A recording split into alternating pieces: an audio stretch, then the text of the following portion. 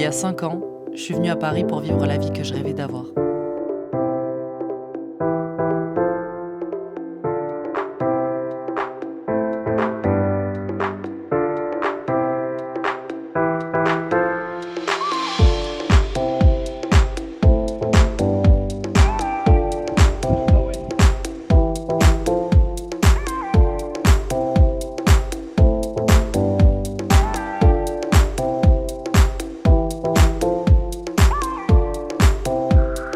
Aujourd'hui, je quitte Paris parce que je me suis rendu compte que personne n'avait la vie que je rêvais d'avoir.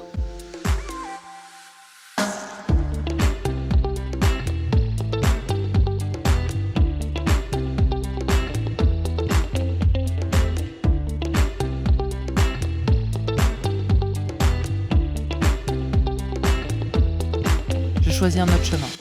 Je choisis de créer le mien. Pas de courir après une image, ni de suivre le parcours qu'on vend aux jeunes actrices comme unique passage. Enchantée, je pense qu'il faut commencer par là. Qui suis-je ? C'est une question à laquelle j'essaye de répondre depuis un certain temps. Et cette année, j'ai décidé de m'y consacrer. Ce qui est sûr, c'est que je m'appelle Laurie et j'aime raconter des histoires. J'ai commencé à écrire celle-là en novembre 2024. En mai 2025, je me suis fixé 1 mois pour la terminer. Mais j'ai surtout tout arrêté.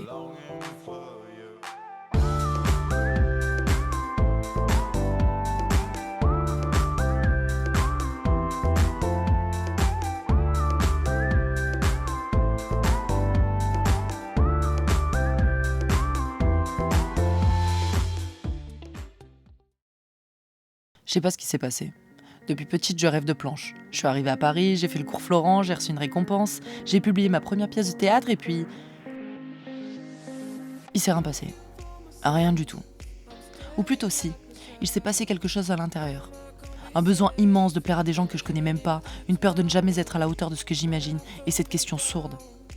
Est-ce qu'on a vraiment le droit de vivre de ce qui nous passionne ?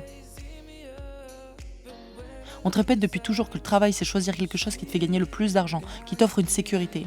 Alors que passion signifie état affectif et intellectuel assez puissant pour dominer la vie mentale. Alors quand on en a, c'est difficile de les mettre de côté pour une vie de sécurité. Mais aujourd'hui, je veux dépasser tout ça. Et plein d'autres choses.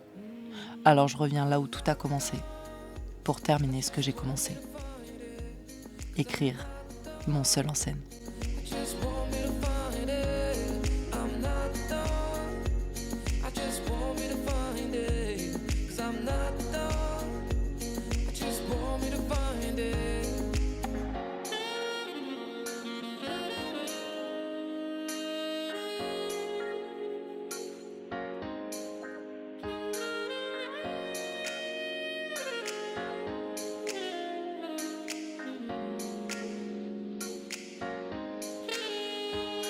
J'ai rouvert mon carnet, comme on réouvre une blessure pour enfin la faire cicatriser.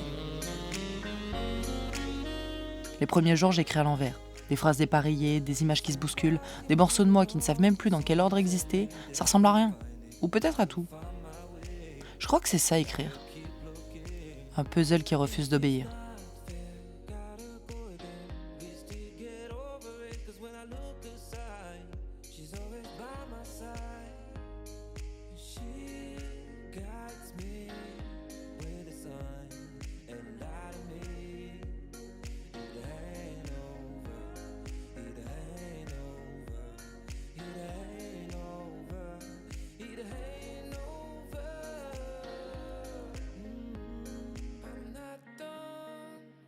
Just want me to find it, 'cause I'm not done.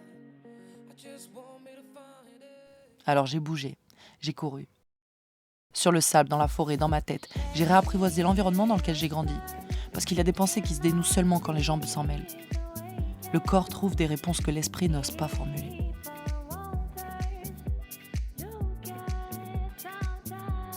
Et j'ai peint aussi, sans logique.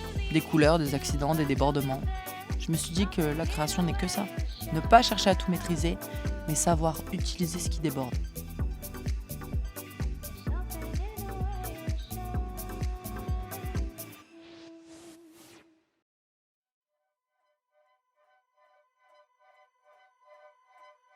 Écrire pour moi, c'est d'abord chercher.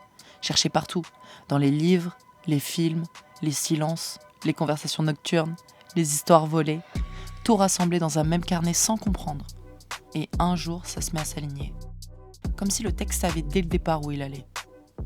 Et c'est le soir, juste au moment où je touche le sommeil, que les phrases débarquent, les meilleures, celles qu'on ne retient jamais au réveil. Alors je dois rallumer la lumière.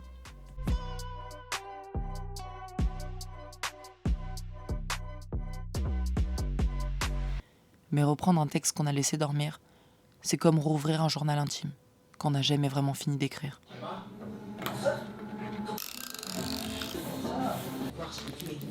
Avec ma famille, je feuillette ma propre histoire. Et je retrouve la petite fille qui rêvait trop fort.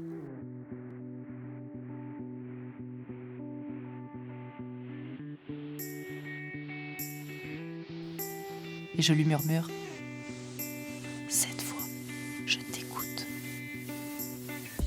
Alors j'ai recommencé à écrire comme on respire après s'être retenu trop longtemps. Pas pour réussir, pas pour plaire, pour dire ce que j'avais trop serré entre les dents, pour dire ce que j'avais fui en voulant aller trop vite.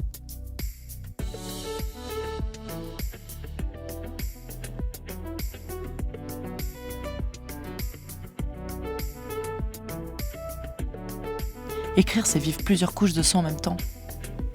On replonge dans de bons et de mauvais moments.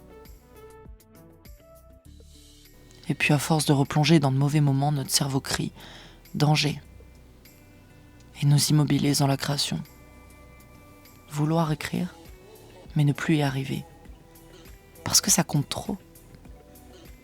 Alors tu dois le contourner.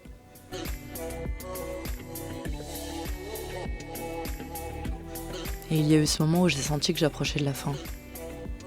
C'est drôle comme finir quelque chose peut donner l'impression que tout commence. À Paris, j'apprenais à tenir debout, observer. Ici, j'apprends à avancer. C'est pas le même muscle, pas la même vérité. Et puis je me suis rendu compte que je me suis jamais vraiment acclimatée à la frénésie quotidienne de la grande ville. Parfois, partir nous apprend que le mal qu'on ressent ne vient pas de nous, mais d'un environnement qui ne nous ressemble pas. Je pensais me révéler à Paris. J'ai jamais été aussi éteinte de ma vie. Alors je suis venue ici pour écrire. Et je crois que je repartirai pas. En 5 ans sur Paris, j'ai changé 4 fois d'appartement. Je pensais manquer d'espace, mais même quand les murs s'agrandissaient, l'air se faisait rare. Alors je repars. Je laisse beaucoup derrière moi. Mais pas ce que Paris m'a donné. Les rencontres, les erreurs, les nuits qui fabriquent une vie. Tout ça existe maintenant, dans mon jeu, dans mes mots. Je regrette rien. C'est drôle. C'est toujours quand quelque chose se termine qu'on réalise à quel point c'était précieux. Paris restera un amour important. Un magnifique chapitre dans mon histoire. Mais certains amours ne sont pas faits pour durer. Paris, je t'aime. Mais je te quitte. Un peu comme une relation toxique.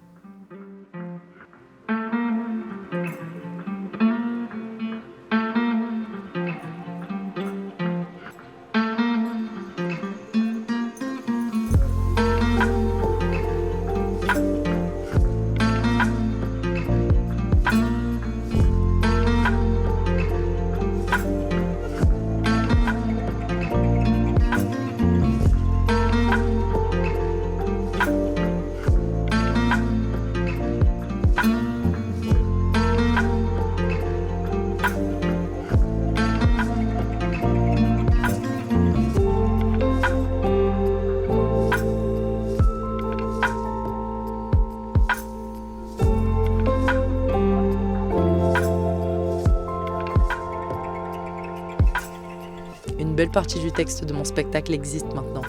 Il me ressemble, il me dépasse, il me surprend, comme une réponse qu'on n'attendait plus.